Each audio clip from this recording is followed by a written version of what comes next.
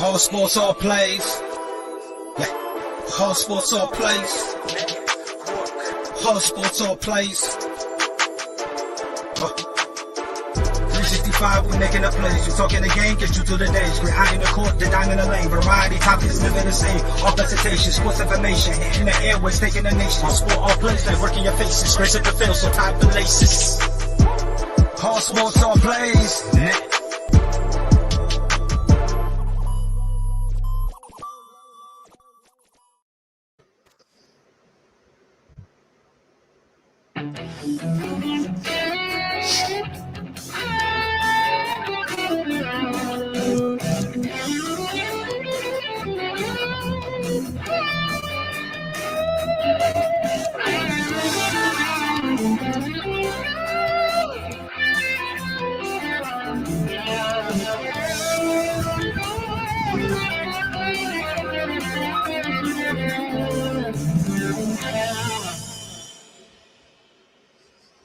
What is going on, everyone? Welcome to your Saturday night edition of Unscripted, live here at Unscripted on Facebook and also live on the All Sports All Plays Network on their Facebook and YouTube channel.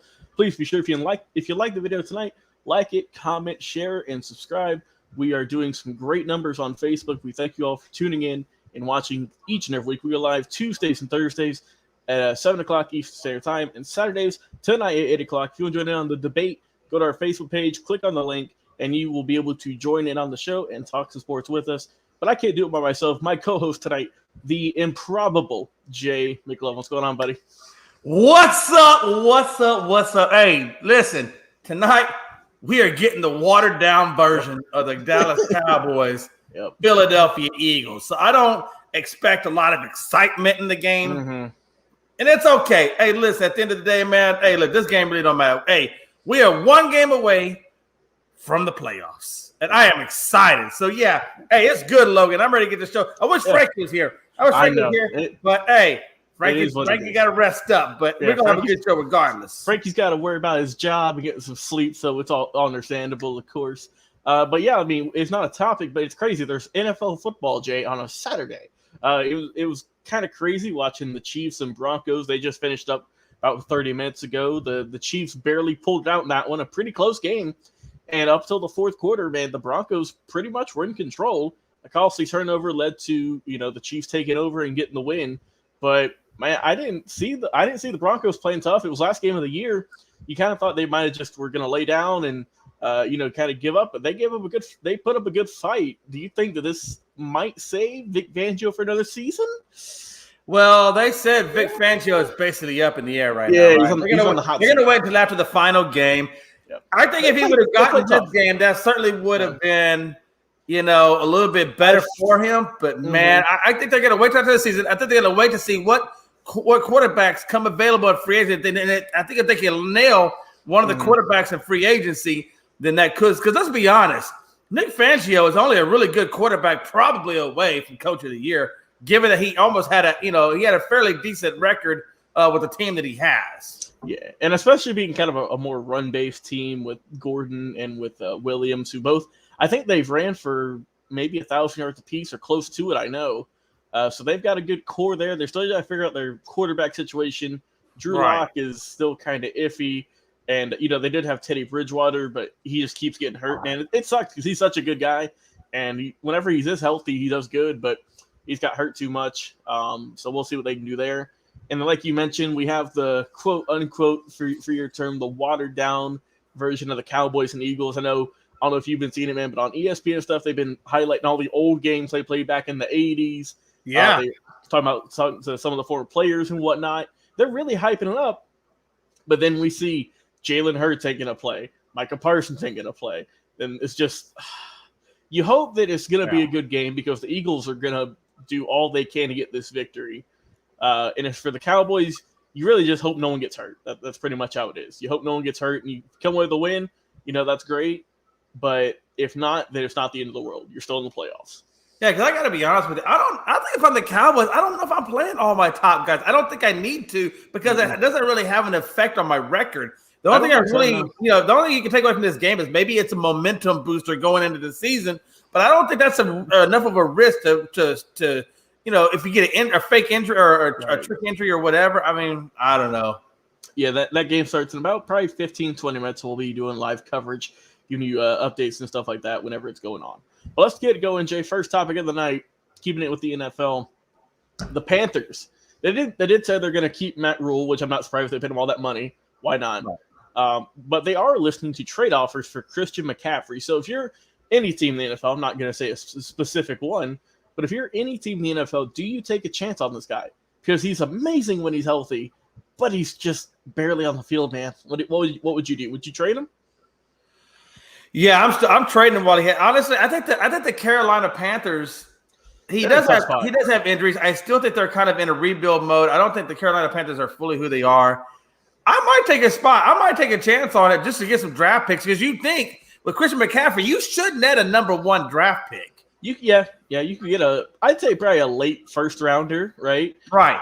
And let's be honest, like a top one, the top part of this draft is going to be defensive linemen, offensive linemen, probably a few linebackers. I mean, it's going to be those types of players. You're really more skilled position players like running backs, quarterbacks. They're going to go. I think maybe later on in the draft anyway. So you probably have a shot at some good prospects out there. Yeah, and I mean, let's not forget they got Chuba Hubbard, who they drafted last year, as their backup. So he's young, came out of Oklahoma State. So I mean, if they want to trade him, they do have a young guy waiting in the wings. But you don't know. It's kind of hard because he's been a Panther for all of his career. He's done great things, put up a lot of good numbers, Pro Bowls and all those things. But man, it just sucks because you know how much talent he's got. Whether it's run the football, he's one probably the best receiving back, right? And it's just like every year we talk about, all right, Christian McCaffrey's hurt. He's going to be out for this amount of weeks. And it's just, I feel like we're at the point now where it's kind of like J.J. Watt, right? He's a tremendous player, but he's just always on the injured reserve. Yeah, he needs more for what the Panthers are trying to do with him. And as much as the offense that they're trying to put on him, his body just can't handle all of that. Mm-hmm. And that's why you see him breaking down. I think if he goes to a team where, he plays maybe, 13, 14 snaps versus what he's playing now. He doesn't have to quite carry the team, but just be that presence. I think he does wonderful. I think he gets a tremendous amount of yards, maybe with a team like Buffalo who needs a running back. Yeah, I mean, there's definitely some people that would want this guy. Let me see how old he is just off the top of my I think he's in his mid to late 20s, ain't he? Yeah, that's probably not too far off. So Christian McCaffrey is he's 25, so he's mid-20s. Yeah, mid-20s for a long time. Yeah, got drafted. So he still has a lot of value left on him. And I think if you're going to trade him, or if you're thinking about trading him, or you're concerned about his injuries, then you trade him now while he still has a lot of cap, or while he still has a lot of value in terms of picks. Yeah. But I think, to me, the big key for the Panthers is they got to figure out who's going to be quarterback. Sam Darnold ain't looking like he's going to be that guy. They're probably going to go for it for one more year, you would think, because they just traded a lot for him. It definitely going to be neither one of them. That's the whole point. They don't have a quarterback. They got some journeymen, but they don't because that's where Cam Newton is in his career now. He's more of a journeyman type quarterback. He's not really the guy anymore. He's not that guy anymore. And Darnold never was that guy. No. So they don't really have anybody solidified. So they're out there looking for. They need a quarterback. The Carolina Panthers need a lot, to be honest with you. They need a lot. And that's the thing is they had chances in this past draft to go with quarterbacks or running backs or whoever, right? More skilled offensive positions, but they chose to go with J.C. Horn on defense, which isn't bad. He's done good, but looking at it in hindsight of what all went wrong this year, you need better offensive weapons. Yeah, I totally agree with you, and I that's why I say I really believe the Panthers, for all intents and purposes, are in rebuild mode. I don't think they don't have their number one field general solidified. Their number one offensive star is injury prone. So I mean, I think they have a lot of issues that they have to work through, and I think that's why they need to gather up draft picks and really start making a push that direction. And I'd be curious to know where they sit in the cap space. I'm pretty sure they have a pretty good, a fair amount of cap value on their team. Yeah, let me check real quick, and I can let you know. I did look though. So the projected 2022 salary cap, the the Panthers are 19th, so middle of the road, right? Right. With about $29, almost $30 million. So they have a little bit of money to spend, nothing crazy. No, but I think with draft picks and a few free agents, they could do it. But I think they built up the draft, and I think they go for McCaffrey, built up the draft, keep your cap space healthy. So when you get the right amount of draft picks or the right people in, then you can take that cap, that a big cap value that you have, and you can sprinkle in some offense, or you can sprinkle in some veterans, just kind of like what New England did, to be honest with you. Mm-hmm. I'm looking here, and the Panthers currently have the number 6 pick in the 2022 draft. I saw some people telling they might get a quarterback. I think they'd be reaching. There's not a quarterback off top. Not of at my number head 6. I don't think they go quarterback at 6. I saw just Googling real quick. I saw Kenny Pickett from Pittsburgh. That's a reach. I think he's more of a project piece. I wouldn't go with that. I'd build on offense. Maybe get, like you said, a good offensive lineman, but they still got some pieces to work around. They definitely got to do some work in the offseason if they want to start contending in the NFC. Let's keep moving on here, Jay. Byron Leftwich, speaking of former quarterbacks, interviewing for the Jaguars job. What do you think about this? Should he take it if everything goes well? Well, he's coming from the Bucks, where I think he did have a little bit of influence on Jameis Winston before Tom Brady ever got there. And the Bucks right now currently are leading in yards per game and passing yards. So of course that obviously is under the direction of Tom Brady and company. So he does have a really good cast to work with, but that team is doing well on the offensive side of the board. You look at Byron Leftwich, he's a hometown guy. He was drafted back in 2003 by the Jags. So he's got a lot of ties to the Jacksonville organization. He was, the Jacksonville Jaguars, they've interviewed Jim Caldwell, Doug Peterson, Todd Bowles. And then now they got Leftwich to add to that. And I thought that they've got a few more. They're talking about possibly interviewing Bill O'Brien, which I don't know why you would ever want Bill O'Brien. I think he's great with Nick Saban and Alabama, but I don't know why you'd ever want to even bring that guy to Jacksonville Jaguars. I think that's a horrible. They should not. I think that's a horrible invite. Yeah, they should not do that just because he traded DeAndre Hopkins for it's ridiculous. That would cut him out alone. I still believe. If anything, you go and you talk to Kellen. I think you bring in Kellen Moore from Dallas. Mm-hmm. I think you bring in what's his face? The guy, the offensive coordinator from Kansas City. You talking about Bieniemy? Is that who you're talking about? Yes, I think you bring him in because he's a great offensive guy, and I think I think you look, you start looking at some of those other guys. I think you bring in a few minorities, to really get and I think that's where Bieniemy fills in. I think Byron Leftwich feels that. Mm-hmm. I think you start looking at some other candidates out there that really haven't had a lot of interviewing experience. I think, but have great potential. Kellen Moore has great potential. I think he would be a good fit because, like you mentioned, even before Brady went there, he helped out Jameis Winston when he had that really weird 2018 season. Yeah, where he threw for 30 touchdowns, but also 30 picks and of like 5,000 yards. So he was just hurting. What a weird year that was. But like you mentioned, he has ties to Jacksonville. He used to play there. He got him to the playoffs a time or two. And I think this would be a good fit for him because he could really teach Trevor Lawrence, just how the NFL works. He's been a player. He's been an offensive coordinator. He's done a really good job at both. And don't forget, he had time with Big Ben in Pittsburgh where he was head coach or assistant coach over there as well.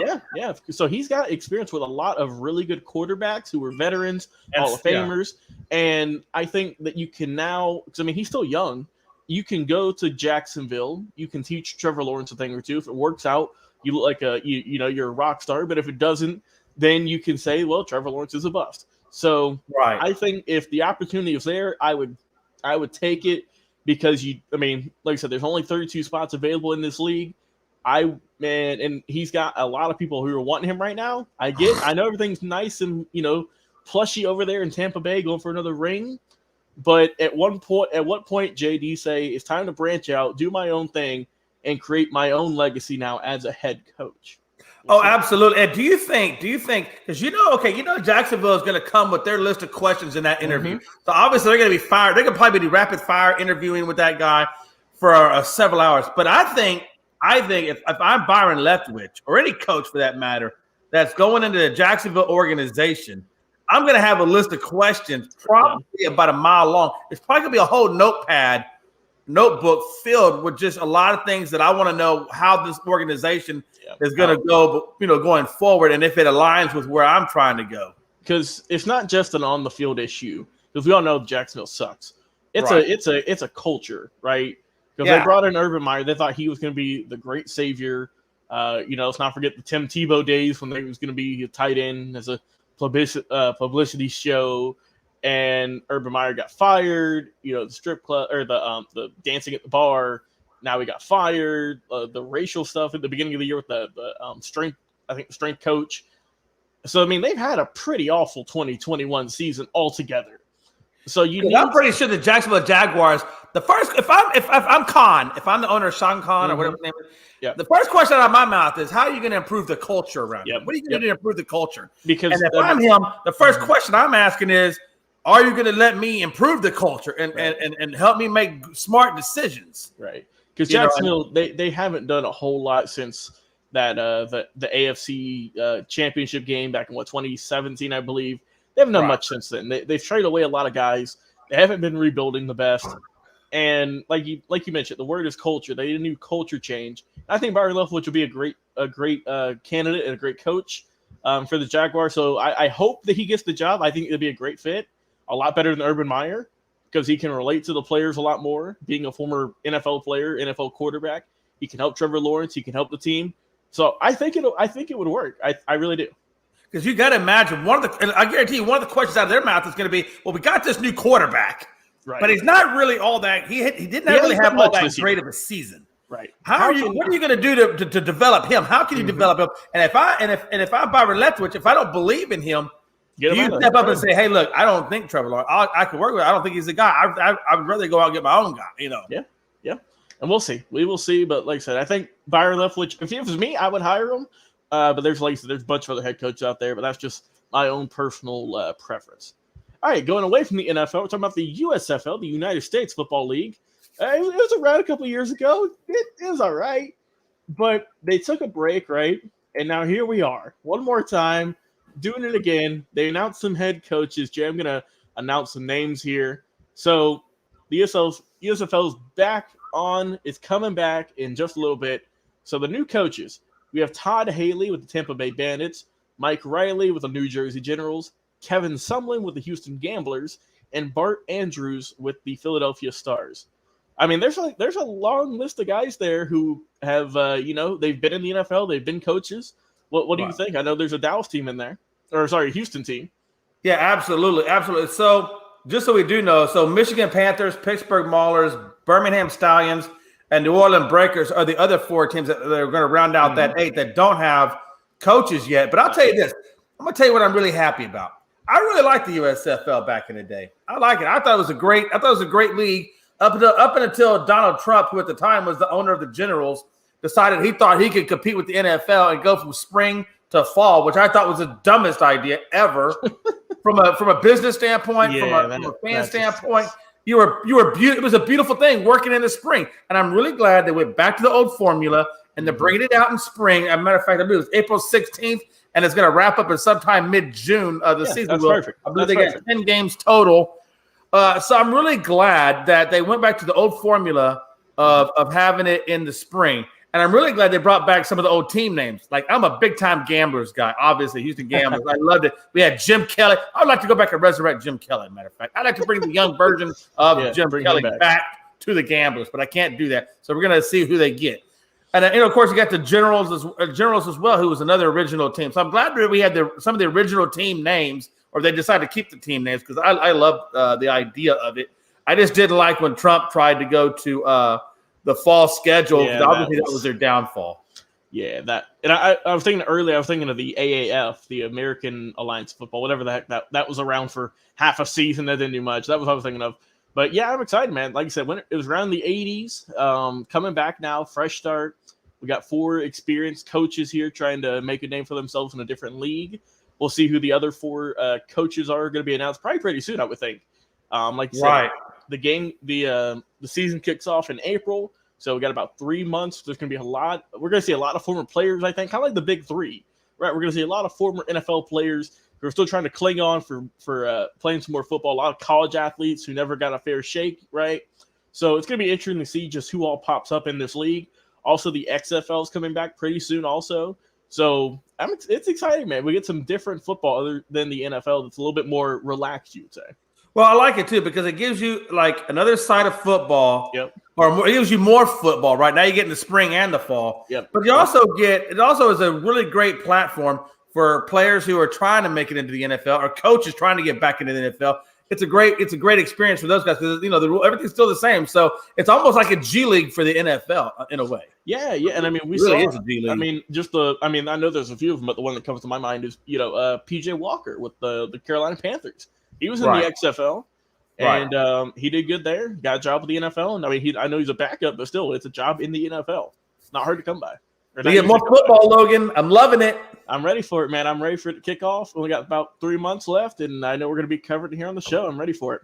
So, speaking of coaches, going from the USFL to the NFL, Jay, who is your NFL head coach of the year? Right. There's a lot of ways you can look at this. You could say Belichick and what he's done with the resurrection of New England and things like that, and you wouldn't be wrong to make a case for him. For me, though, I just like what Cincinnati Zach Taylor has done over there. 2019, he took over that team. They were 2-14, so they were the bottom of the barrel, right? And then he goes in and Taylor selects Joe Burrow, and of course, he has that rough first year, tears every ligament, but then obviously comes back and you can see what he's doing now. So three-fourths of that team is picked by Zach Taylor. So that team you see in the field right now, for the most part, is his team. It is his footprint. It is everything about him. So he took a 2-14 team and with just a year or two, transformed it, made that team his. Every pick around there pretty much has him on it. And now look where they are. First top of their division, and Joe Burrow is thriving. They're 10-6, number one in the division. They beat the Ravens twice, and they've beaten the Chiefs. So these guys are battle-tested, and this team is him. It is him. And for a guy who doesn't have a lot coaching experience as like a Belichick or Andy Reid or, Arians and all these guys, he's doing just phenomenal for what he's done. Given what he was given and the culture in which he was given, look how he took that culture and made it a winning culture. Yeah, and I'm with you. I think it should go to Zach Taylor. That's why my pick is. But another I'm going to throw out there that should get some votes, I think, is Mike Vrabel with the Tennessee Titans. I mean, they're 11-5, and they started off a little bit rocky when he came in. Just barely above 500, 9-7, 9-7. But last year and this year, they're 11-5. So they're looking good. I mean, they're in first place. I think he should get some votes, but I think ultimately it should go to Taylor. Like I said, they, after everything they went through last year, now winning their division this year, I think he should win it wholeheartedly. Hopefully he does. We got Frankie coming in with the live game updates. Touchdown Eagles 7-0. So there we go. And also, wow, look at Jay multitasking here. Say it with your chat. Wow. Okay, I see you, Jay, multitasking here on the show. Hey, if he's going to call it out, I'm going to say it. Hey, listen, wind your butt over here. If you got enough energy to stay awake, get your butt on here and let's talk some sports. I was about to say, come on, Frankie. Look, you said you were going to sleep. We thought you were being knocked out by now. Frankie should be 3/4 under the bedspread right now looking for dirt. Yeah. All right, let's keep moving on, Jay. Let's go into our next topic here tonight. Does Baker Mayfield need a fresh start? Going somewhere else? What you think? Yeah, here's my deal with Baker, right? So right now, if you look at his career, he's got roughly he's gone. Oh, let me backtrack. So right now for this, I apologize. For this year, he's got 3,000 yards, 17 touchdowns, and 13 picks with a rating of 83. He had 4 picks with Green Bay alone, and he went 185. 2 touchdowns, 2 picks against Pittsburgh. For his career, he's 14,000 yards, 92 touchdowns, 56 picks, and a rating of 87. And he's got a career record of 30-28. And right now, with what he has or has had at his disposal in terms of weapons, he should be a lot further along than where he's at. And I just don't think that. Did they trade him? Baker, do you trade him? Yeah, I don't think Baker is. I just don't think it's worked quite well. I don't think it's worked quite well, with Cleveland. I think it just hasn't worked there. And I don't know if I sometimes I think Ryan Tannehill, it didn't necessarily work out with Tennessee over there with him either. And then he went and he got under Vrabel, and look at what he's doing now with Tennessee. Yeah. And then you take a guy like Winston. It just didn't quite work out with Tampa. But then he goes down to New Orleans, and he's having, some pretty moderate successes down there. So I do think that Baker could benefit off of a new market, a new coach, a new system. But he's really going to have to work at taking advantage of the weapons that he's given. Because let me tell you something, he's got one hell of a two-headed monster in the running game. Mm-hmm. He's got a hell of an offensive line. He's got a hell of a wide receiver in Jarvis Landry. He's got some good tight ends and Hooper, Austin Hooper, and Njoku, or however you say that guy's name. He's had Odell Beckham Jr., which if you look at Odell Beckham Jr. now over in freaking LA where he's getting the ball, he's doing quite well. He's doing great, yeah. Yeah. So he has had the things. So I don't know if I fully believe in Baker enough. It's like he's got Johnny Manziel's talent, or excuse me, Johnny Manziel's head with Kirk Cousins' talent. I just don't think. Yeah. The jury is so out on him, to be honest with you. Yeah. But I do think that his time in Cleveland, I feel like if he can't make it with what he's had in Cleveland, how's he going to make it anywhere? You know what I'm saying? My thing about Baker's, right, is former Heisman winner in Oklahoma. He came into the NFL, high expectations, helped the Browns, first off, get some winning seasons last year, got him to the playoffs for the first time in a while. And it's crazy, Jay, that just in a couple of seasons, right, maybe 5 seasons, he's already one of the best quarterbacks in Browns history just because he can win some ball games and throw some touchdowns. So best quarterback in probably the last 20 years for the Browns. We'll say that. But I don't know. It's kind of up in the air, like you said. I don't think the Browns trade him. He just had shoulder surgery, so we'll see if maybe they can clean up, if that'll affect how he plays next season. Because, like I said, the stats this year weren't that impressive. They're just kind of middle of the road kind of almost even touchdown to interception ratio. So we'll see how he plays next year after he got that shoulder surgery, see if that helps out everything. If not, right, if he keeps regressing and he doesn't do so good, I don't know. I think he still has some value. There's still, he is still a pretty valuable quarterback, but I don't think you trade him just yet. I would give him another year. I would see how he does next year. Only because, like we've said, the quarterback room isn't that strong this year in the draft, so you can't draft for anyone. I mean, I don't think we're going to see a Matthew Stafford, Jared Goff type of trade again. So I would give him another year. I don't know what his contract's looking like off the top of my head. Let me Google that real quick. But I'd still keep him around, and it's better than what they've had in recent years. I just think that so he's only been there for a couple of seasons. I really believe. I just believe. I've seen flashes. We've seen flashes of good things from Baker, and consistency has really been an issue with him. Yeah. Oh, you know what I'm saying? And I think if he can just give more consistent play, I mean, if he's going to make it work in the NFL, he's got to make it work in Cleveland. Yeah. So I want to kind of regress and maybe change my answer. So I don't know if he needs to switch a team. I mean, I just think because he's got a great team. He's got everything he needs to be successful. He just needs to do it. So I'm looking at his contract here, Jay. So he's under contract next year, but in 2023, he'll be 28 years old. He will be an unrestricted free agent. Now, so do you think if he becomes available in 23 or whatever, and he becomes a free agent, do you think he's signing for a lot less money than what he signed on this contract? I would. Well, so his current contract, right, that he's been on, he signed a 4-year, $32 million deal back when he was drafted. He did sign an extension for his 5th year, which is going to be in 2022. But then after that, that's what's going to make him an unrestricted free agent. So next year he's making Oh, so his base salary jumped up a lot. So his base salary hasn't been nothing. It's just been kind of signing bonus money.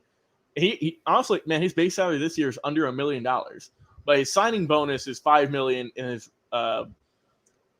But next year his base salary is $18 million. So I don't know. I don't think they're going to bring Baker back on an $18 million a year salary. Nah, I don't think. I really don't. I personally would not bring Baker back on an $18 million salary. Maybe at around $7 or $8 million, but I'm not spending 18. Yeah. So he'll be 28 next in 2023. That's when his contract is. So he does another season.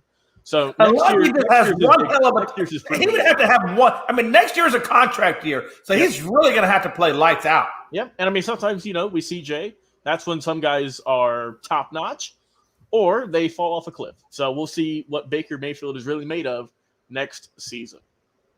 All right, keeping it in the NFL, should wide receiver for the Los Angeles Rams, Cooper Kupp, be in MVP talks? Jay, what do you? I love it, man. Listen, Cooper Kupp. Let me put it in perspective. Cooper Kupp is doing some amazing things right now.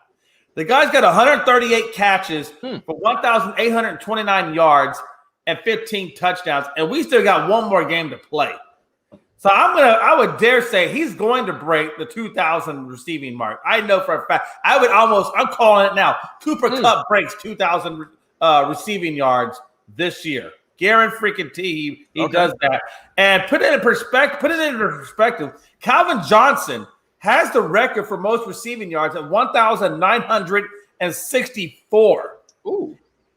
Okay. Now, here's what's interesting. I'm going to blow your mind, Logan. What is it? Both Calvin Johnson and Cooper Kupp have had Matthew Stafford as their quarterback when they've done these record-setting feats. Yeah. Is that not amazing or what? Jay, that's why I've never really understood the hate for Matt Stafford. I don't understand. I mean, hey, look, I would not bring him on my team personally. I think just because I think he's a little older in age, maybe a younger version of course. I would. But he's a good but yeah, he's still playing at a good level. He's suck. got the Rams in the playoffs. Yep. He's done good. I think if Cooper Kupp, which I really honestly, I mean, it would shock me if he doesn't break the 2,000 playing. If he breaks 2,000 yards, how do you not? And let's be honest, most of the offense goes through Cooper Kupp. Yeah, you're not wrong. If he obviously is their playoff guy, and he's getting ready to set a record for most receiving yards at his position, what more can he do at that position to get the MVP?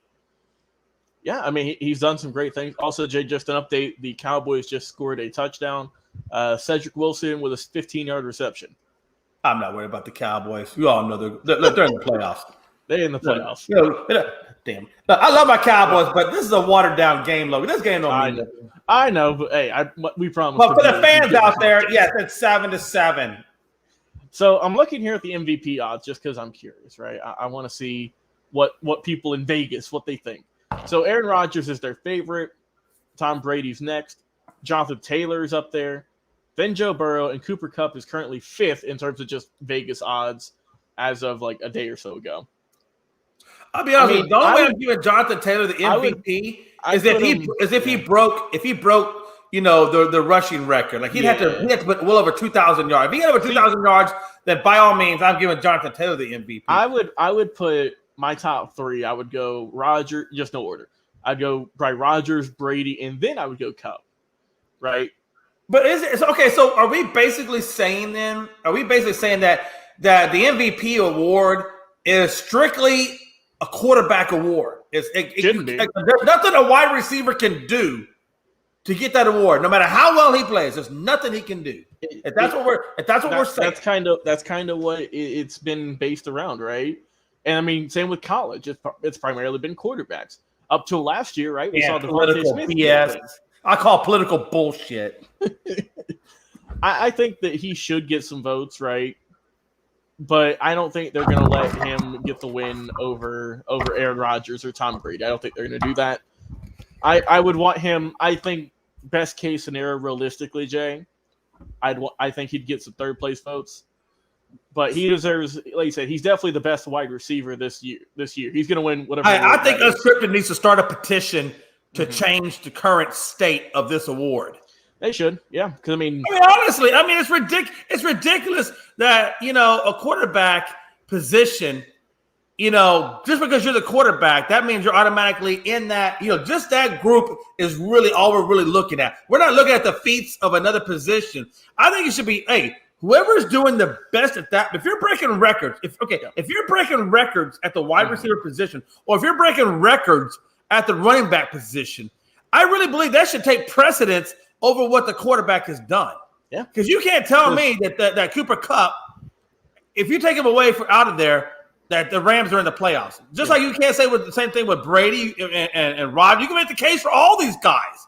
But at the same time, these guys aren't making the record. They're not making the record for that position. We got a good point here from Anthony Price on YouTube saying if Kupp don't win the MVP this year, it will be the last time wide receiver will be in talks for an MVP award. Absolutely. And I agree with that. Anthony Price, I agree with that. Because who knows, Jay? Who knows how many years it'll be before we see another season like this, right? You don't know. Yeah, and I hate it because there's nothing a wide receiver can do outside of catch the ball to get that chance. It's ridiculous. It should not be based on position. It should be based on, what have you done at that position? So, example, if you break records like he's getting ready to do, that should trump anything that a quarterback has done. It just should trump it. Right. But, yeah, just short, easy answer. Should he be in MVP talks? Yes, 100%. 100%. 100%. I don't like you, Logan. You're voting Brady over Cooper Kupp. I'm surprised I couldn't get you to come around to my side of the circle. Like I said, Jay, I got him. I'm talking what the voters are going to do here, bro. That's what I look. Like you said, it's quarterback league. They're going to go with the two quarterbacks. That's how it is. I can't control it. I'm just. I know. I'm changing my name to Cooper Kupp for MVP. That's going to be my new legal name. Oh, there we go. Good luck with that, though. All right, going to some basketball. Phoenix Suns in the Western Conference. They're now the first team to get 30 wins. So, Jay, we're going to see a repeat. They're going to be in the finals this year. They're looking pretty good. Oh, there it is. There it is. I told you. I'm starting. That's where I'm starting, and then we're going to go from there. All right. Hey, Phoenix Suns. That's what the first to third. Listen, Jay Ness. If Jay Ness was here, I'm going to get some clout to his team. He's a big-time Arizona guy. Chris Paul. 36 years old. The guy, like you said, he's playing like he's 20. Chris Paul has found the fountain of youth. I don't know where he found the fountain of youth, but he found the fountain of youth. Chris Paul had a triple-double. He got 14 points, 13 rebounds, 13 assists, and 10 rebounds. Hit a three-pointer in the final quarter and had 5 assists as well. Maestro, the one and only maestro. There is no other point guard, I don't think, right now in the NBA or even in the past that is better than Chris Paul. There's a reason they call him a point guard, Jay. I think he is the best. I think he is the best point guard to ever play the game, period. Look what he's done with everywhere he's gone. He brought from the graveyard the Oklahoma City Thunder and look how well he did with that team. He's done good with everywhere he's gone. He has literally resurrected those franchises and put them in position to be in the finals, damn near. Yep. They beat the Clippers 106-89. They won 3 straight. Ayton, McGee, Crowder were all out of the game due to COVID. So they didn't have Ayton, which is a big piece, or McGee or Crowder, which is basically their junkyard dog of the NBA, out with COVID, and they still beat the Clippers 106-89. And let's be honest, they are becomingly the best closers in the league. Mm-hmm. People better wake up and realize these Phoenix Suns from last year are legit. That was not a fluke thing what happened last year. And I still believe that this team can go on to become the NBA champions of the league. I just think the way that they're playing and the way Chris Paul is playing, it's just undeniable. Now, I understand Klay Thompson's going to come back and play for Golden State tomorrow night. That's going to be fun. So we'll see what he brings to that team. But even with Klay Thompson, I tell you, man, this Phoenix Suns, you cannot sleep on them. No. And I think the thing, too, we have some other comments here. Anthony saying, is is this old? LOL, Suns are. Hey, look, we had to talk about it. We didn't get a chance to talk about it on Thursday, Anthony, so we had to bring it up now. All right. There we go. Oh, okay. We got you. It's all good. It's all good here. Yeah, they had to bring it up. But the thing, Jay, that amazes me about Chris Paul is throughout his entire career, he's been pretty much healthy every year, right? He's played in over 50 games. I'm just looking here on his page. Pretty much every season. The least amount of games he played was in 45, and that was in 2009, 2010. Since then, he's been playing about almost 60 games per year of the 82. I mean, that's pretty solid, right? That's really good. That a guy who's been in the league since 2005, right? So 15 plus years, is still putting up. He's still leading the league in assists with 10 a game. He still puts up a very respectable, let me see how many, 14 points a game. That's all you need him to do. He's almost playing like Tom Brady, man. Like, Tom Brady is like, what, in his 40s? And he's still playing like he's in his, like, early 30s? Yep. And Chris Paul and Tom Brady have drank from the same fountain. I really believe they found the fountain. They hoarded it to themselves, and then they just got quiet. And they went out and did their thing. Yeah. I would say it's stupid. It's stupid how well he's playing at his age. Brady are all in this inner circle, right? Three of them, they're just like, all right, we know key to success is at older age because LeBron's 37. Right. Chris Paul is, I would think, around that age. But also he's almost got 2 steals a game, which is pretty much his average for his career. Right. Yeah, so Chris Paul is 36. He's going to be 37 in May. Yeah, it's ridiculous how well he's playing. The only team, I will tell you this, the only team I think, the other team that I think that's playing just as well as Phoenix, even though it doesn't necessarily reflect on the record, is John Morant and the Memphis Grizzlies. Mm-hmm. The way that team is playing, and with COVID and injuries, I mean, half their team isn't even in the lineup, and they're still playing like championship caliber level basketball. Between Memphis Grizzlies and Phoenix Suns, I think those two teams are just extremely, extremely dangerous. And both those teams, I fully expect to go high and far in this year's playoffs. Yeah, I like the Suns. They're a good team. They've improved on last year, right? They couldn't get it done in the finals, but they're looking still pretty good. The Western Conference is stronger. Like you said, Klay Thompson's coming back after almost 1,000 days without being on the court. 2 years, isn't it? That's a long time, brother. I'm excited, man, because he's probably one of the best shooters in the league whenever he's healthy. So I'm excited to see Klay back on the court. Klay and Steph back together. It's going to be scary, Jay. It's going to be scary. And I really pray that everything goes well for Klay and that he comes back and he plays at full capacity and he stays healthy, man, because he really is a tremendous talent. He's a tremendous talent, and I hate it when you can't see talent play basketball. And so, even though I'm not a Golden State Warriors fan, I can appreciate the level at which they play at. And it's almost like going back to the old Chicago Bulls and watching those guys play at the level at which Michael Jordan had those Bulls playing. It was just phenomenal, man. Like, these are things you just don't get to witness, at all, really. Right. Yeah. Also, Jay, we have breaking news here. The Denver Nuggets are signing veteran big man DeMarcus Cousins to a 10-day contract. Yeah, I figured. DeMarcus is going to land somewhere. I just don't understand why, and maybe you can help me with this, Logan. Mm-hmm. Why is it so hard for DeMarcus Lawrence? Why is it so hard for DeMarcus Cousins to land the big contract or land a good contract that's going to keep him with the team for more than just on a few 10? Because I feel like the guy's playing well. I don't think he's playing bad. 2 things I think, Jay, just off the top of my head. 1, teams are scared he's going to get injured because he's in the past he's been proven to be injury prone. And 2, he don't play defense. He's more of an offensive threat, which is fine. Right. But he's older, right? He's not going to be the star of your team anymore like he was back in Sacramento. So I think he's probably going to be just the journeyman, right? Just be a 6, be on the bench, be that spark plug. But he's not even able to get a journeyman's contract. He's only getting these little 10-day contracts. Yeah. So, I mean, he's been really ever since New Orleans, right? He's been kind of bouncing around. And it's really a strange because, man, DeMarcus Cousins, when I remember him with the Sacramento Kings, he was freaking just ruthless. Like, he was scary good.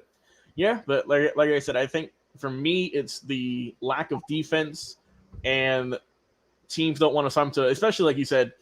I mean, even just like a multi-year, like 2-year deal, just because they're scared he's gonna get injured because he's been hurt pretty much everywhere he's went. But I'm glad to see he's on a team though. We knew he was gonna sign somewhere, so maybe he can get that fully year guaranteed with the Nuggets. We'll see. But before we move on to our next topic, Jay, we got to do a quick shout out to ASAP and all of their other amazing shows. So we will be back in just a second. Stay tuned. How does the record? What did you say? I said Kobe Bean Bryant has been overrated ever since he passed away. Now, I'd say they could lose about 4, but I don't see them losing 5. You know what I mean? All sports, all plays. All sports, all plays. All sports, all plays. All right. Thanks to ASAP for that dope promo video. All right, Jay. Julius Randle. Give him some of that New York attitude back to the fans. Give him the thumbs down because they were booing him. Do you like it? I know he apologized today, right? He had to.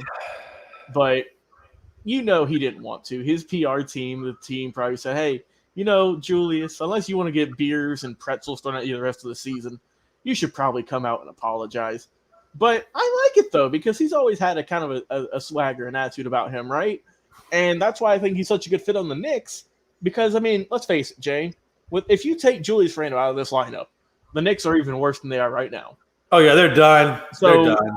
Do you like him booing the fans who were booing him? What do you hey, look, I love it. I personally don't have a problem with the guy. With him doing that. But here's the deal. Number one, this is New York. Yep. There's a difference. And you know New York is going to boo you when you're not playing right. That's just a guaranteed thing. New York had been like this. New York had been like this as Jesus walked the earth back in the day in Bethlehem. Would have booed him too, Jay. New York has never changed. So when you go to play for New York teams, there's a certain thing you understand. Mm-hmm. When I'm going to go to play for a New York team, look, this is just me, a common guy. But if I had the talent to go play for any one of the New York franchises, I know when I'm walking into New York that this is a tough crowd. Mm-hmm. That this is a crowd that demands respect. That this is a crowd that demands the ultimate best of everything. Yep. And if you don't give them the ultimate best, they will let you know it. And they have no qualm. The only other city that I know that will do that to you is Philadelphia. Yeah, those are about Philadelphia has no problems letting you know when you're playing good and when you're not. So here's my thing.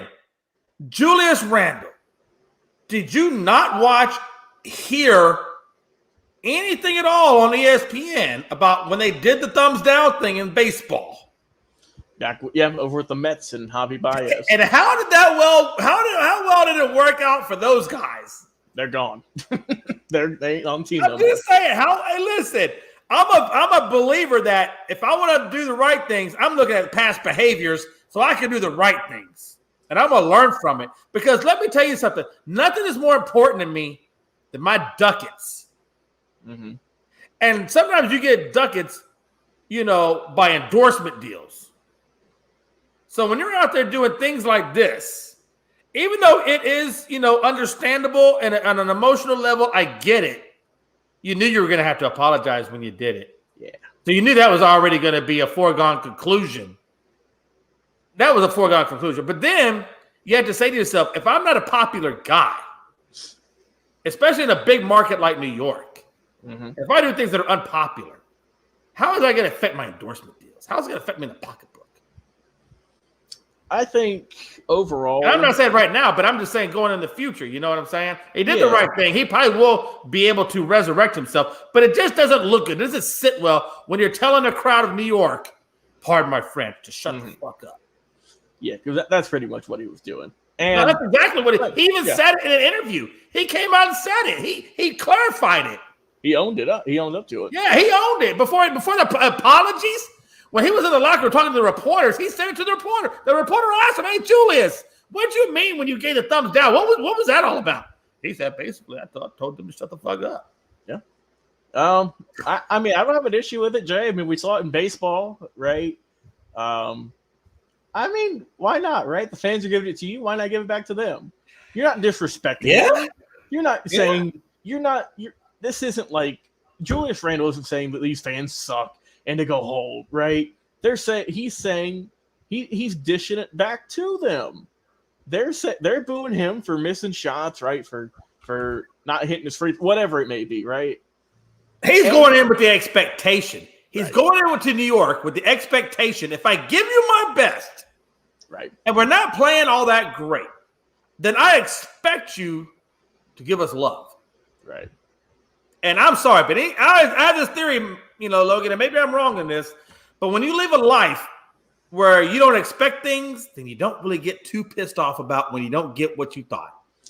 But if you go into with expecting, having expectations of this is the way it should be, well, then you're setting yourself up for failure, because let me tell you something about the human race, in particular New York City, they don't give a damn. Yeah. They don't give a damn how hard you're playing. All they care about is, are you bringing the W? Mm-hmm. Are you bringing me the W? If you bring me the W, then you're the best thing since sliced bread. And if you're bringing me the L, oh, well, you know how we're going to let you know about that. Yeah, like you said, it's all record based. Right now, the Knicks are iffy, not in the playoffs. I think they're in the 11th spot, right? Are they 10 or 11? You got to be 10 to get in the play-in, right? So I think they're sitting right at the 10th spot or the 11th spot. Yeah, but they're right to play-in. It's still Jay, a team that finished 4th in the East last year. Yeah, these guys are sub 500. Yeah. I don't understand how they went. Look, I get the year is still somewhat young, right? There's still time to turn the ship around, obviously, but they gotta figure something out at the trade deadline, I would think, if they want to improve, because right now it ain't working. It ain't working for them. So we'll see what they got going on pretty soon. All right, start, bench, and cut. We got Chris Middleton, James Harden, and Kevin Durant. I'll go ahead and give mine. I'm starting Durant, I'm benching Harden, and I'm cutting Middleton. No disrespect to Chris Middleton. No disrespect. Durant, probably top 5 player in the league. Probably top 5 player in the league, right? Harden, when he wants to be, top 5, top 10 player in the league. Middleton, top 20. Wow. Great player.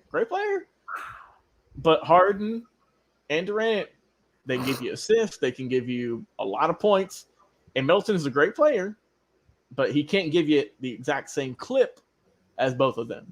So let's face it, both of them are former MVPs. Chris Middleton ain't. That's just facts. That, my mind literally is. Really?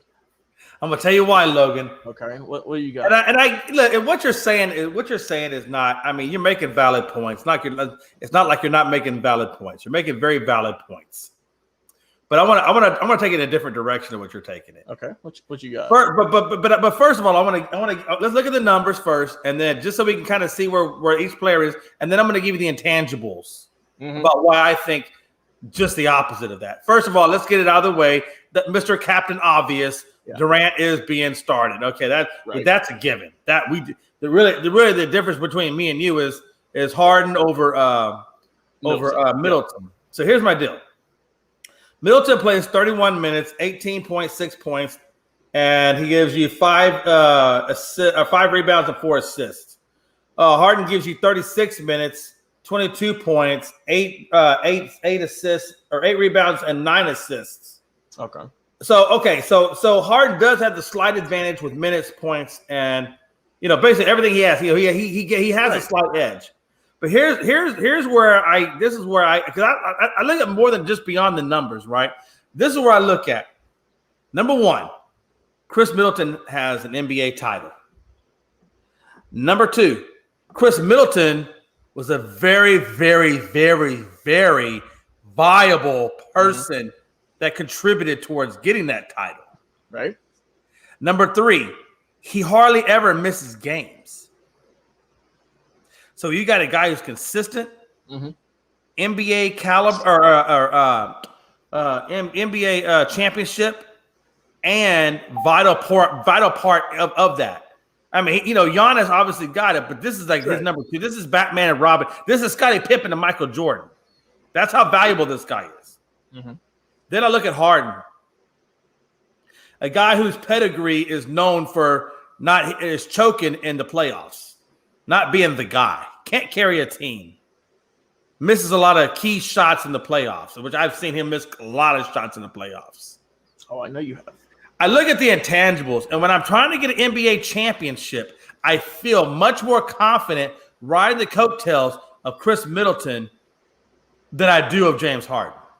Yeah, those are all respectable. Because you can look at the regular season numbers, but if you start looking at the postseason numbers, those postseason numbers get a little bit different.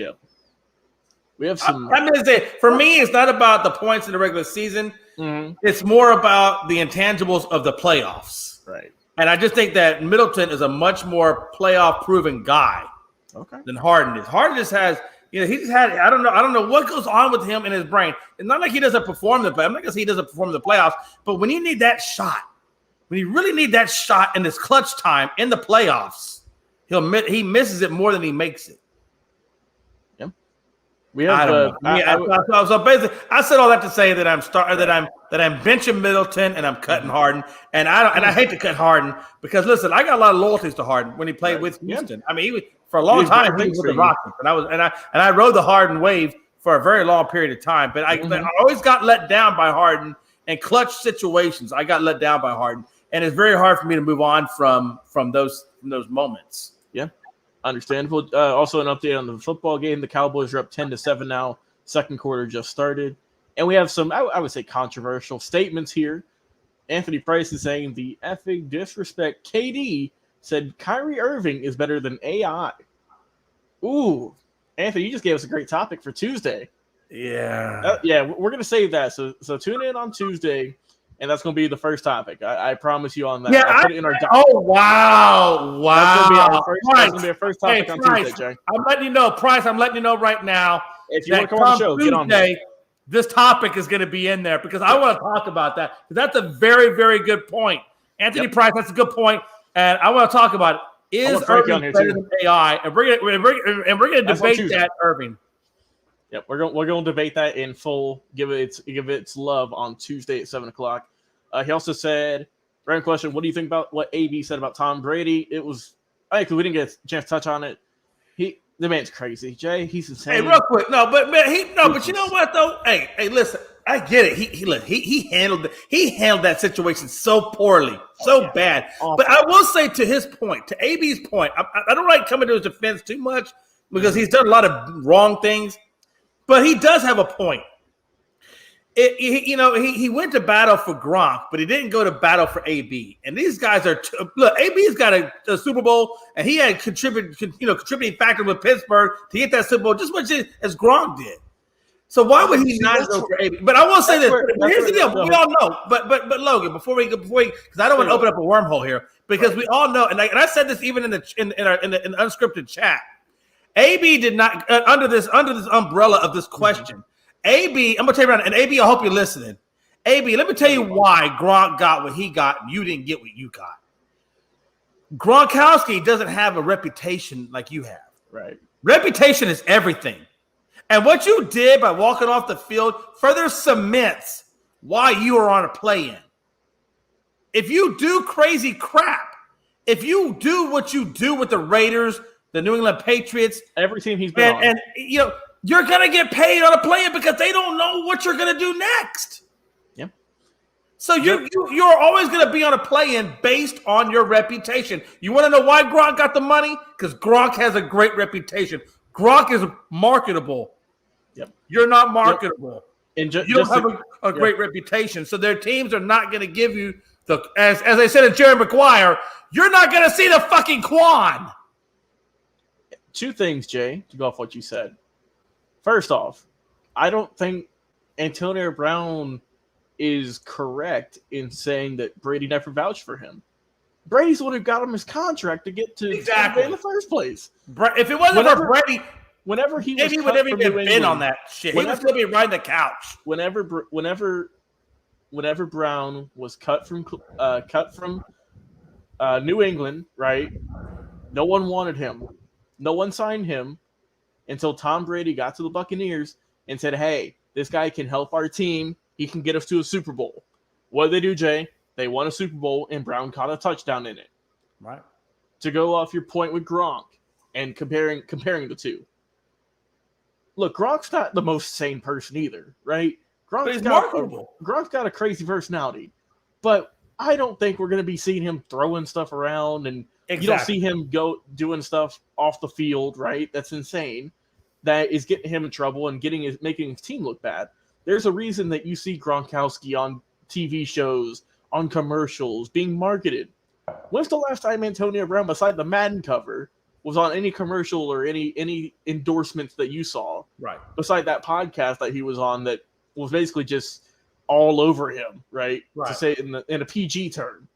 So there's and that's it though, right? So AB comes on Tom Brady's coattails of graciousness and of good friendship. He comes to the Buccaneers, and all he had to do, which he did the first go around, he played well the first year. He didn't do nothing. The second year, the whole vaccination card, all he had to do was the second year was get vaccinated, follow the rules, do the right things, play your contract out. If you get COVID, well, you can't help getting COVID. That's just going to happen. Even if you're vaccinated, you can still get COVID. You wait out your 3 games. You come back. You continue to play. You do what coach tells you to do. Just do what they tell you to do, AB, and you're going to get the Quan. But he's not going to do You're it. You're going to get the Quan. He's not going to do what you're asked to do. If you make a buffoon out of yourself, you're not going to see the Quan. He's always marched to the beat of his own drum, Jay. And he's never gonna do it.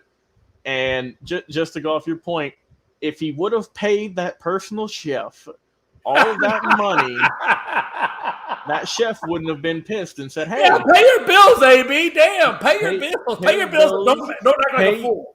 Pay the people who are providing a service to you, because if he would have paid him, Jay, that chef would have never came out and said that. Oh, he asked me to get fake vaccination cards, Which is, let's also be real here, Jay. It's a federal offense in the U.S. I'm gonna tell you right now. If I was that personal chef, I'd be singing. I'm pretty sure somebody's paying him. I bet you somebody's paying him. We have a comment here from Zach DeJesus saying he went from $30 million guaranteed to a $3 million deal because of him. No one else to blame. That's all. That's the last we're gonna say about it, Jay. That's the last thing we're gonna say about it. That's it. That's the comment topic. Right there. Who's our next topic? Thank you, Zach. All right, Jazz center Rudy Gobert, a.k.a. the guy who touched all the mics back when COVID first started. He's back in COVID. So wish him well. Hopefully he gets well. Hopefully he gets back to the Jazz. Jazz are a really good team in the West. But it's kind of not funny, right? But the guy who, quote, unquote, started all of this in the NBA by downplaying. I remember that. That was the most craziest thing I've ever seen. I was thinking about putting that for the picture, but I'm like, it's a little bit old. Let me find something modern. But yeah, it like I said, it's not funny, of course, but it is kind of not karma, but there is some irony, right? I think this is the second time, also, if I'm not mistaken, he's now in the protocol. But this is the first time he had COVID was when he was doing all that crazy. You're right. Yeah, so hopefully he gets well, though. Hopefully he gets well, and we get him back on the court. That's all I'm gonna say. Look, man, Gobert's averaging 32 minutes, 15 points, 15 rebounds, and 1 assist. So he's averaging pretty decent numbers. His main thing is just getting you a crap ton of rebounds. He's got 3 Defense Player of the Years in a row. Yeah, I mean, he and the Jazz are sitting, I believe, right now at the number 3 spot behind Golden State. Mm-hmm. You bring in a guy like, okay, let's take for example the last game they played against Toronto, which they actually lost. The record is 28-11. They lost against Toronto. Whiteside is the center that they brought in to replace Gobert. Oh my God, I forgot about him.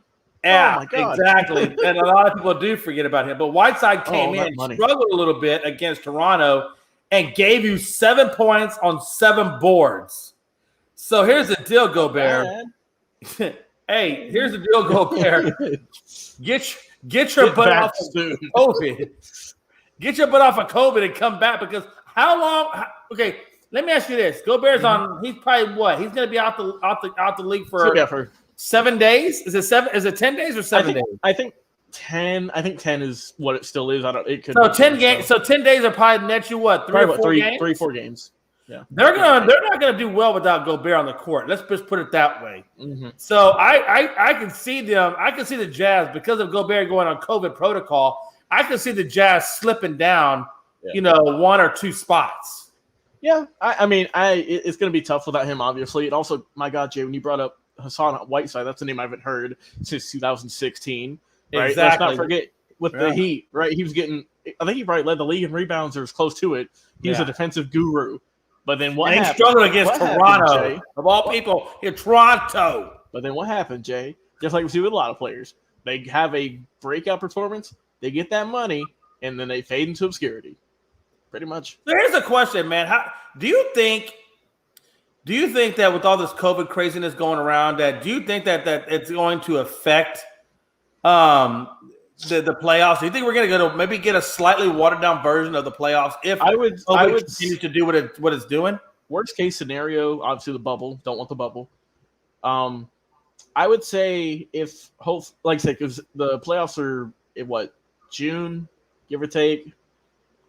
So hopefully everything's at least a little bit better by then, right? Fingers crossed, knocking on wood.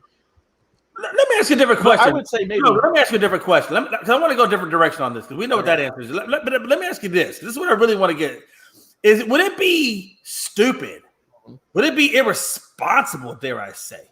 Okay. If I'm an owner of an NBA team and I know that my team has very good playoff potentials, for example, Phoenix, Golden State, and so forth, that I would put my team in a personal bubble.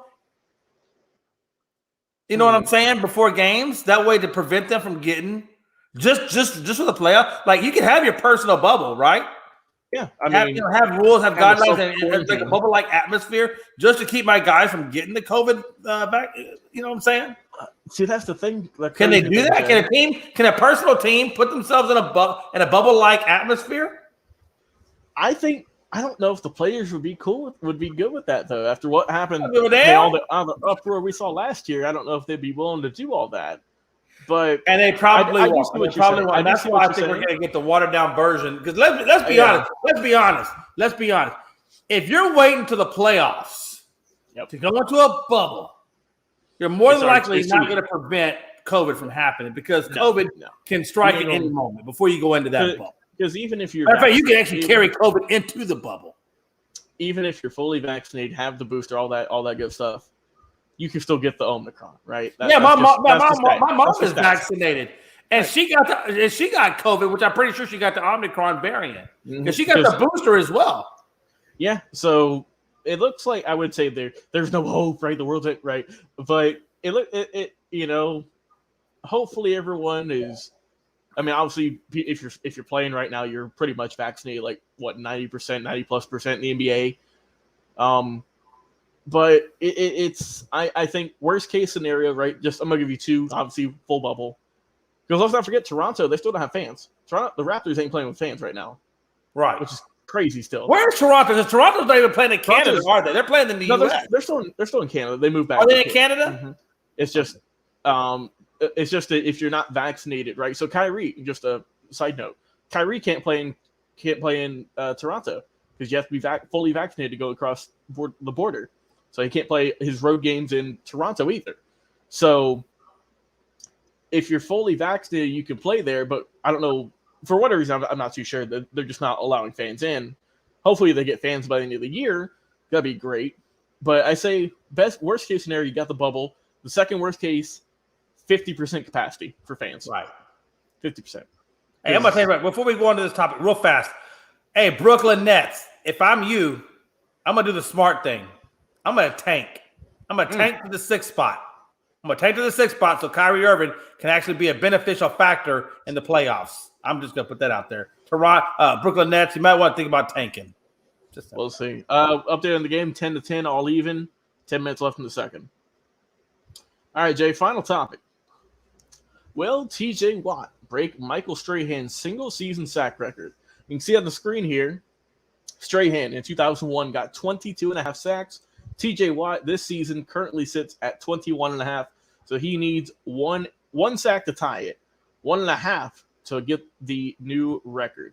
Will he do it this week? What are your thoughts in the final game of the season as the Steelers face the Baltimore Ravens tomorrow at 1 o'clock Eastern Standard Time?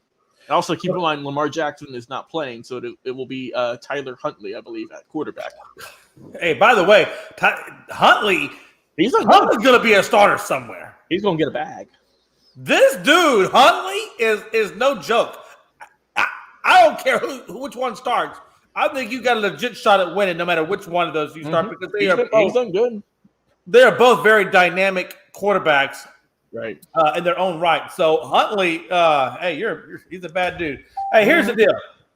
Number one, he needs 2 sacks to take over the lead, 2 sacks to win, and he needs 1 sack to tie. Number one, I see T.J. Watt and Michael Strahan 100% tying. I would put it at the bare minimum. I'm gonna put it at 80%. I'm gonna put it at 80% that T.J. Watt takes over the lead and Michael Strahan slips down to number 2. I'm gonna say that right now. So I do believe I very strongly believe that T.J. Watt will be the sack leader come Sunday. Single season sack leader comes Sunday. Number one. Number two, I want to put it out there. Bruce Smith currently is the all-time sack leader at 200. And right now, currently, T.J. Watt is at 71, and T.J. Watt's only played 5 years. That's crazy. So I'm going to go out on a limb, and I'm going to say a couple of things. I'm going to give you a couple of options. Number one, and this is assuming this is all based on T.J. Watt staying healthy, okay? This is saying that T.J. Watt is healthy and not injury-riddled. If T.J. Watt can stay status freaking quo and carry on to retirement, he is over halfway. He's over halfway to reaching Michael Strahan at 141 sacks. So he's halfway to the all-time sack lead, or not the all-time. He's halfway to Michael Strahan's career sack. He's halfway, and he's only got 5 years in. It's very plausible.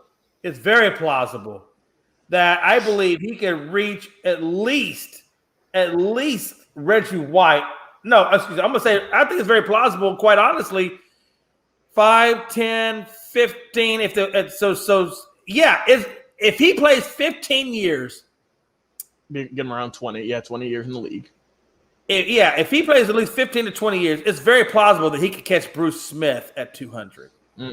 If nothing else, I believe he can make it at least at the worst case scenario. At the worst case scenario, I believe he makes it into the top 5 in terms of all time. And hold on one second, I want to give you that stat real quick. Okay, so number 5, 1, 2, 3, 4, 5. Number 5 is Chris Dolman at 150.5 sacks. So like I said, he's halfway to Michael Strahan at 141. So what's 9 more sacks? Yeah.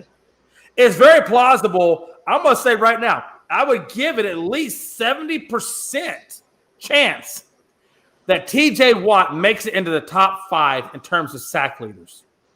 I think it's 30% that he makes it to number 1 and beats Bruce Smith's 200 or ties Bruce Smith's 200. There you go. I'm looking at Bruce Smith's numbers. He had, let me see here, 1, 2, 6, 7, 8, 9, 10. 11.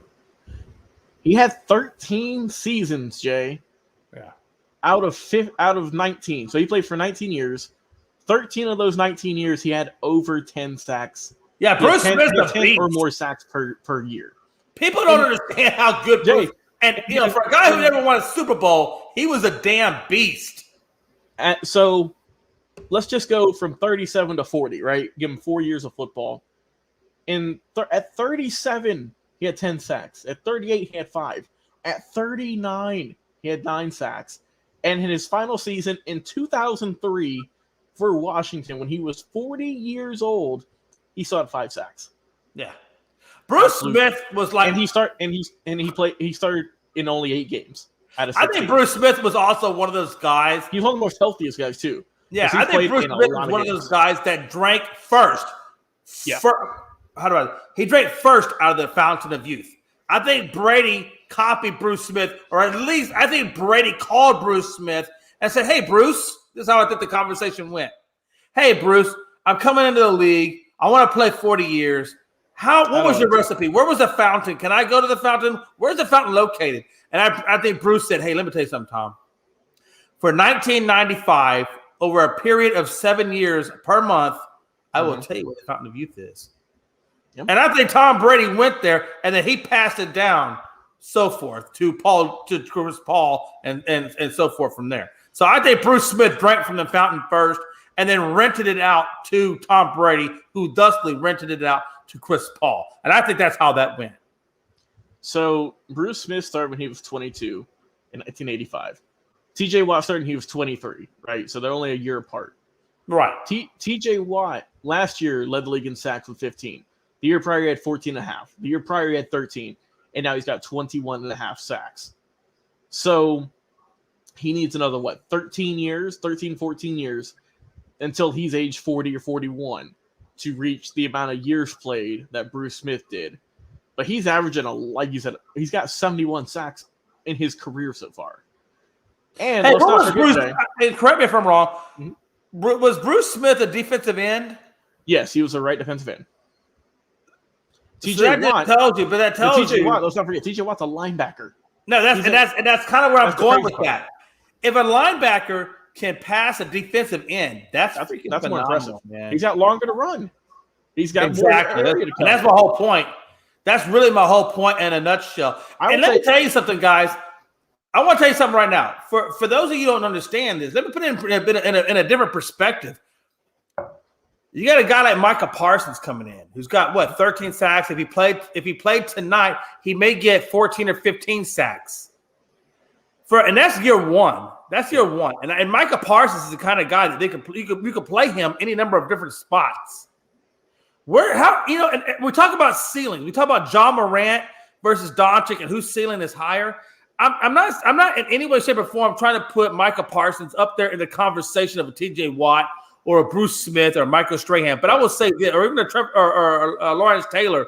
But I'm just going to say this: how far or how high, barring injuries, how high is Micah Parsons' ceiling given year one? It looks pretty good so far. He's looking. Really I'm just saying, hey, what I'm saying is, don't forget the name. Don't forget the name Micah Parsons, because I think that Micah Parsons is going to be a name just like T.J. Watt, Lawrence Taylor. I think this is going to be a name that you're going to remember for a very long period of time. Mm-hmm. And we'll see. I just a quick glance.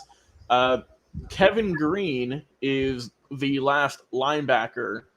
He's top 3 in the. Kevin Green was a badass with sacks, and he only played Jay for 14 seasons. He only played from 85 to 99. And I believe he wound up ending his career in New Orleans. Am I correct or am I wrong? Let me check this real quick. So he started 85. Was where he played with the Rams for a little bit. Played with Pittsburgh, Carolina, San Francisco. No, he ended his career in Carolina. And Carolina. Okay. Yep. Okay. I'll stay corrected. So another thing too is TJ Watt missed 2 games this year, Jay. He missed 2 games. Right. And he still might do this. Isn't that crazy? He still might do it. What if he plays those 2 games? He would have already broke the freaking record. I know he would. I would give him, I think, 24, maybe 25. Here's the deal, though. He comes from a very injury-prone family. You know, J.J. Watt was very injury-prone. Do you think that T.J. Watt can slip the curse and have less injuries? I hope so. I hope he stays healthy. And let me ask one more question. I know we're getting ready to get out of here, but I got one more question to ask you. J.J. Watt, I want to talk about him for just 1 second, only because he's supposed to come back, I believe, Sunday. I believe he comes back and plays Sunday. Am I right? Or at least I believe he comes back and plays in the playoffs? I think they said the playoffs is when they're going to try and get him back. Which is what I would do, too. I wouldn't play him the last game of the season. I'd play him in the play. So let me ask you this. Now that you got a fresh J.J. Watt coming off injury reserve in the playoffs, what is that? How does that improve the Arizona Cardinals' chances? Even though he is like a little bit older, like I said, not as explosive as he was 5-10 years ago, he still has a presence on the field, right? He still is a force to be reckoned with, and he's a veteran, right? He's been around the league. He's going to know how to amp these guys up for the playoffs. And it's always good to get one of your best guys back. He was one of their big first key acquisitions in the offseason. Happy to have him back. And I think it's really going to help out the defense. It really is. Yeah, because let's be honest, he's the leader. When he's when he's out there, he's the guy. He's the guy that's saying put him in positions, he still has a very high IQ. Yeah, and he is going to be the emotional leader. It's not like his play is awful, right? It's not like he's just kicking up dirt out. I don't think he has to be the guy that's the player. I think he just has to be the guy that puts the defense, when they're on the field, he puts the defense in the right spots. As opposed to being the all-star of the defense, right? He can be the field general, and that's fine. That's perfectly fine. That's exactly what I think Arizona wants him to be right now. And Arizona's got a really good defense, man. They really do. I want to put one thing out there before we take off. Yeah, go ahead. Look, we're getting ready to go into the playoffs, folks. Yep. This is the last week of regular season, which don't mean a whole hell of a lot, except for a couple of teams, like let's say, for example, the Raiders, the Chargers, the Saints, 49ers. A few other teams like that. Those guys are really. This week is really a battle for those guys to get in. But by and large, I really believe with the subtractions that have happened to Tampa Bay via injury, that I think we're going to go into a very interesting playoffs, which could see a team that's not necessarily called Green Bay or Tampa Bay, or even Kansas City for that matter. Might be seeing Arizona. I think we could see a team get the crown that's going to surprise you, and I think that we are in store for a very interesting playoffs coming up. Let me just say, the first Week 18 in NFL history is going off without a hitch. We get Saturday football. We get Sunday football. Monday, we get the NCAA championship and Monday Night Football. This is stupid. This is stupid. Great. This whole weekend is freaking amazing. We're getting spoiled with a lot of great NFL gridiron action. Of course, the NCAA championship with Georgia and Alabama is going to be great. Also, Jay, another championship coming up this weekend. It is you and Brady Tinker going at it for the fantasy championship. What? So come Tuesday, I believe, we will find out who the winner is. And if Jay wins, then we'll figure something out, man. Because we never really figured out what the winner is gonna be and what they're gonna be able to do if you're part of the show. We always just figured that it was gonna be one of the guests. So we'll figure something out for you. But I know, man. Hey, listen. And also, Frankie's really hard when y'all have been like chastising me. I want to say real quick. Make sure this is where we currently stand right now. Brady Tinker is at 7.60 points. He had Amari Cooper is the guy that he had play tonight. But right now, currently, we stand on the projection side of things. Yep. I'm at 129.98, and he's at 118.36. But he's got 7.60, and we're in quarter number 2? I believe it's 3. The Cowboys right now are leading the Eagles. Quarter number 2 with three, just a little under 3.5 minutes. So Amari Cooper could potentially push that 760 anywhere north of 12 to 13, if depending. So I want to say Brady Tinker. Logan, and we're going to end it on this. Okay, I'm going to end it on this. From a fantasy standpoint, part of me wants to win just because, Logan, I want to win. I want to win. I want to be the guy. I want to be the guy that says, Brandon Herrera, I'm number 1. Brandon, I'm number 1. Frankie, I'm number 1. Brandy Tinker, I'm number 1. And a lot of you other guys that are out there are breaking of the game and a few of the podcasts that are out there, Unscripted is number 1. I'm number 1. I'm going to be number 1. Brady Tinker, Cowboy Life Podcast, big time guy who interviews all these things. Brady Tinker, I'm going to be number 1. I'm going to say that in there. I'm going to be number 1. But if here's a caveat. This is a caveat. Brady Tinker, if you beat me this week, I'm not going to be upset. You know why I'm not going to be upset? Because number 1, you're a Cowboy supporter. You get a Cowboy podcast. So I don't mind losing to a fellow Cowboy alumni. That doesn't bother me. But number 3, the reason why I don't mind losing to Brady Tinker is I want to bring Brady Tinker back on the show, get his topics, get his insight, bring a new flavor to Unscripted, and see where it goes. So I'm not. Listen, I want to win. I'm still out to win. I'm competitive. I want to win. But if I lose, I am not going to be pissed off. I'm not, because I think it's going to be a great show. I think bringing Brady Tinker in for some fresh perspectives is going to be awesome. And on that note, Logan, take us away. If you enjoyed the show here tonight, please like, comment, share, and subscribe. We go live Tuesdays and Thursdays, 7 o'clock Eastern Standard Time. Saturdays at 8. We go live on Facebook at Unscripted. Please go like, comment, share, and subscribe. Also, go check out, we also put the link to each and every show on our Facebook. If you want to come join us, click on the link, allow your camera, allow your video, come say hi, and come talk some sports. Let's go live on the All Sports, All Plays Network. Please go check out their amazing channel. They've got great content talking about anything and everything sports related. Check them out on Facebook and YouTube. For my co-host, Jay McLovin, hopefully on Tuesday we can crown you the fantasy champion, Jay McLovin. I've been your host, Logan Landers. Guys, have a tremendous weekend. Watch some football. And this time Tuesday, man, it's going to be a fun time talking about who's going to win the national championship, who won the fantasy championship, and so many other great topics. So we will see you on Tuesday at 7 o'clock Eastern Standard Time. We are Unscripted. All sports, all plays. All sports, all plays. All sports, all plays. 365, we're making up plays. You're talking the game, get you to the days. We're high in the court, the dime in the lane. Variety, topics, living the same. All presentation, sports information. In the airways, taking the nation. All sport, all plays, like working your faces. Grace at the field, so tie the laces. All sports, all plays.